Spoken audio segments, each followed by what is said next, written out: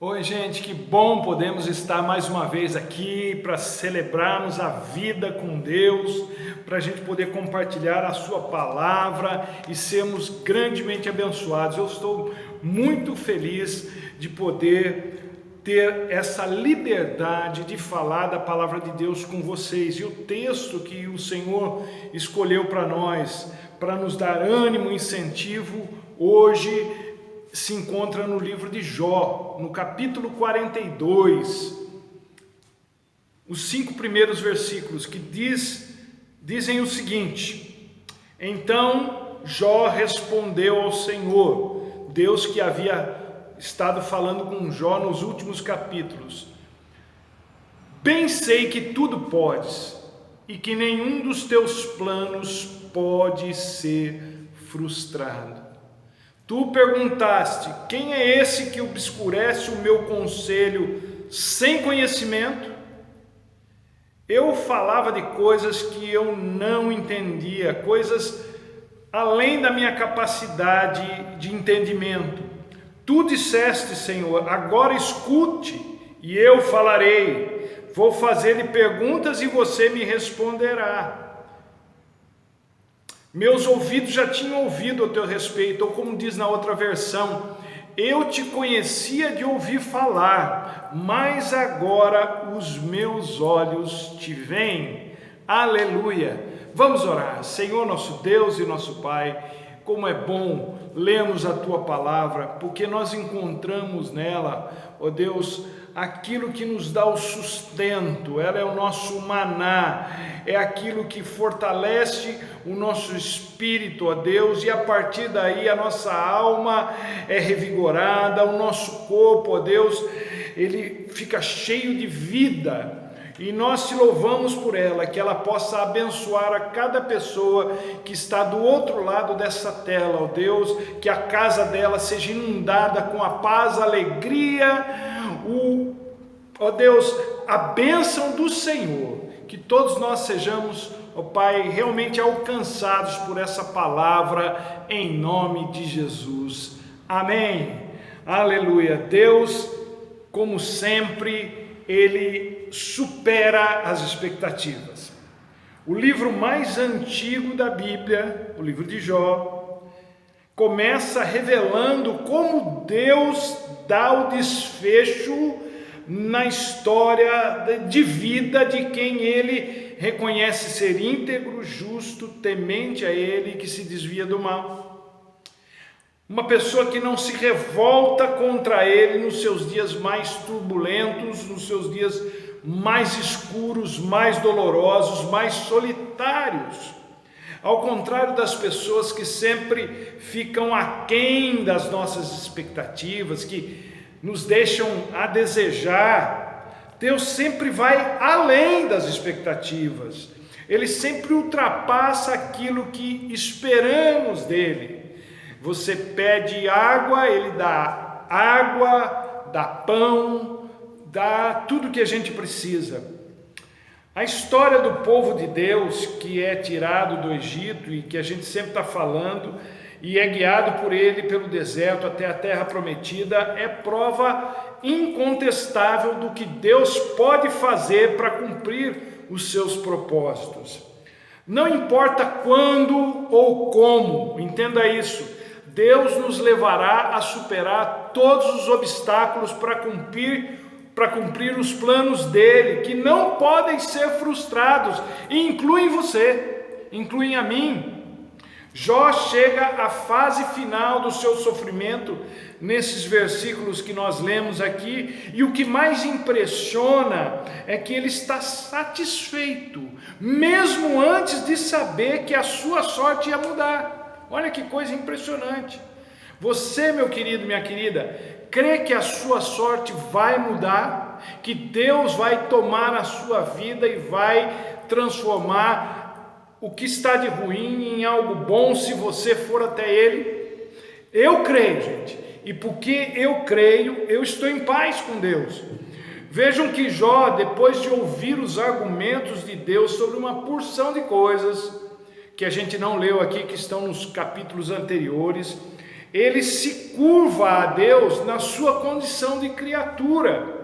A partir do que Deus lhe fala, a visão de Jó sobre Deus é ampliada, é expandida de tal forma que ele chega a afirmar que o que ele pensava que sabia sobre Deus era nada. Agora ele fala: agora eu te conheço de fato. Antes eu te conhecia de ouvir falar, mas agora os meus olhos te veem. Jó diz isso no verso 5. Ele passa a ver a vida, ele passa a ver Deus com outros olhos e se dá conta da sua insignificância perante Deus. Mas sabe o que é impressionante? Esse Deus que transcende a nossa capacidade de entendimento, ele vem e se revela. Ele falou com Jó, E isso, o fato de Deus deixar a sua transcendência e vir até nós, é algo extraordinário. Esse Deus que é inatingível, que é incomensurável, ele desce da sua glória e vem até nós. E é nesse misto de admiração e temor que Jó recita esse versículo tão famoso entre nós. Bem sei que tudo podes e nenhum dos teus planos pode ser frustrado. Essa confissão de Jó revela um certo arrependimento pela sua leviandade no início do livro. Leviandade esta que até o diabo quis explorar. Jó tinha tudo o que uma pessoa do seu tempo podia querer, o que uma pessoa daquela época poderia desejar. Então, é de se esperar, ou era de se esperar, que houvesse um certo apego a essas coisas. E isso fica claro no capítulo 3, do verso 25 desse livro de Jó, quando ele reconhece que havia algo que ele temia perder. Ele diz: o mal que eu temia me sobreveio. E o sofrimento segue, continuando a história, segue por um tempo até que Deus fala com ele. E o que a gente depreende disso, o que a gente aprende com isso, é que o discurso de Deus surte efeito, que a palavra de Deus nunca volta vazia, ela sempre encontra o seu objetivo, através do discurso de Deus, através dessa conversa que Deus tem com Jó. Jó viu a Deus conforme Deus realmente era, e também viu a si mesmo conforme realmente era. E o que se segue no final da história de Jó é a conclusão de que o mundo está melhor nas mãos de Deus do que nas nossas, ou na de qualquer um que se ache digno de comandá-lo.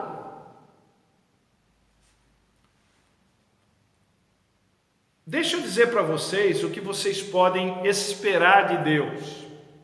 E eu queria fazer isso relembrando a frase de um hino que aqueles que têm caminhado com Jesus há alguns anos conhecem muito bem. Tem uma frase lá que diz o seguinte: os sinais da sua vinda mais se mostram cada vez, vencendo vem Jesus. Eu canto isso há décadas, uma verdade marcante, pertinente, mas uma verdade que sempre se mostrou nublada. E eu não estou me referindo aos sinais da sua vinda, até porque eu não vou falar sobre o fim dos tempos, o nosso assunto de hoje é outro. O que sempre parece que fica nublado para nós é que Jesus está vencendo. O vencendo vem Jesus. Porque as pessoas perguntam para mim: mas pastor, como é que Jesus está vencendo se as coisas estão indo de mal a pior no mundo? É justamente por isso. O mundo precisa entender que sem Jesus a vida sempre irá de mal a pior. O problema é que as pessoas se perdem nos sinais, se preocupam demais com os sinais. Já no tempo de Jesus era assim, até os discípulos ficavam pedindo para Jesus dar sinais, mas e daí com esses sinais? O que importa é que Jesus está presente e nós vamos vencer com Ele. Sinais só importam se eles forem muito claros. Sinais obscuros, passíveis de interpretação, só causam transtorno. Um diz uma coisa, outro diz outra, e ninguém se entende. Nós não podemos perder tempo procurando pelo em ovo, gente.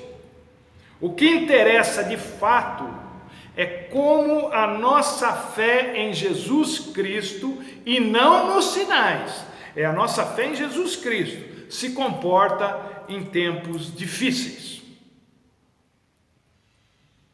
As pessoas me perguntam se a vida vai melhorar. Eu sou bem esperançoso nesse sentido, muito mais esperançoso do que otimista.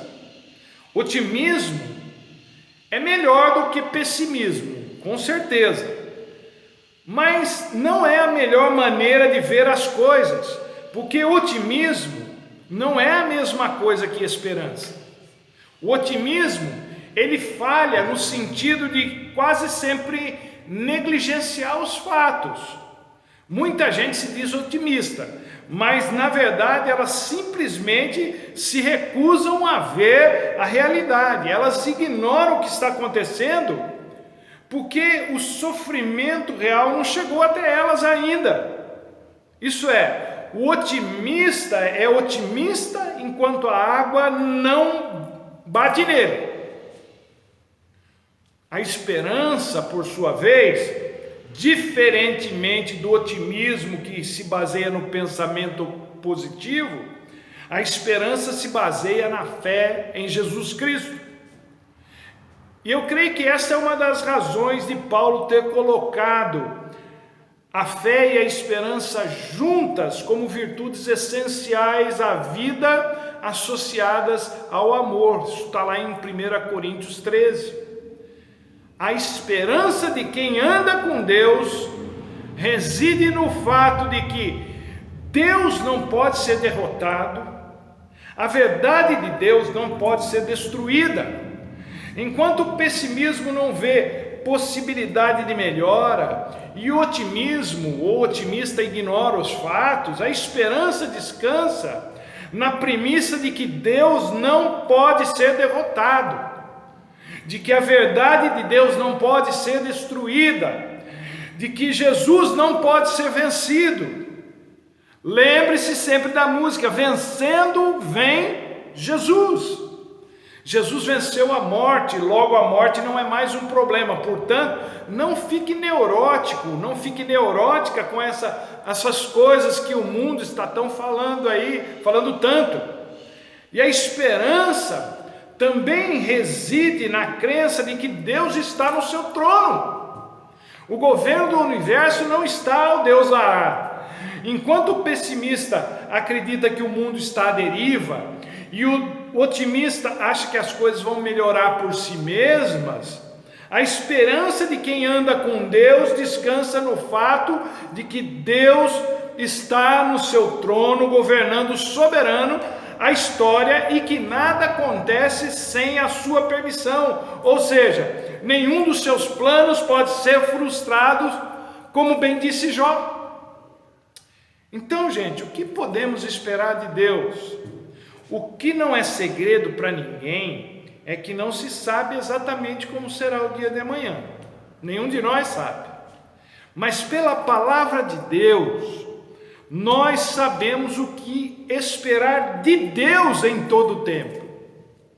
O que a vida nos reserva não dá para dizer, não dá para saber, mas o que Deus proporciona para quem anda com Ele dá, isso dá para saber. E o que Jó compartilha conosco a partir dessa experiência de vida que ele tem com Deus aqui nesses versículos? Eu só quero falar do primeiro. Ele diz assim: bem sei que tudo pode. Ele começa fazendo uma afirmação: bem Bem sei, eu sei. Saber significa ter conhecimento de causa. E essa não foi a primeira vez que Jó usou essa expressão. No capítulo 19, versículo 25, Jó, ainda no auge do seu sofrimento, dá um grito dizendo: eu sei que o meu Redentor vive e que por fim se levantará sobre a terra. Quando alguém diz que sabe alguma coisa, significa que ela teve uma experiência anterior, um aprendizado, algo que a fez ter certeza daquilo que está afirmando. Não está falando daquilo que outro falou, está falando daquilo que a própria pessoa viveu. Paulo, na segunda carta a Timóteo, no capítulo 1, verso 12, diz o seguinte: eu sei em quem tenho crido, e estou certo, e sei que Ele é poderoso. Então, quem tem experiências com Deus, sabe. E quem sabe, tem segurança. Quem sabe, não se intimida, não fica com medo. Tem um bordão na televisão que diz que quem sabe faz ao vivo. Eu diria que em relação a Deus, quem sabe não faz, deixa Deus fazer. Ou sabe que Deus vai fazer. Bem sei, diz Jó, eu tenho certeza que Deus não só pode, como vai nos abençoar.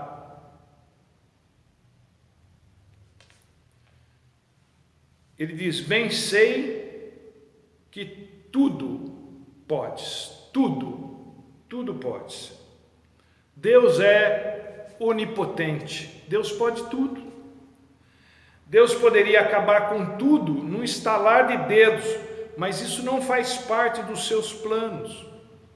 O Deus com quem nos relacionamos não é o Deus da destruição, e sim o da restauração, da recuperação, da reconstrução.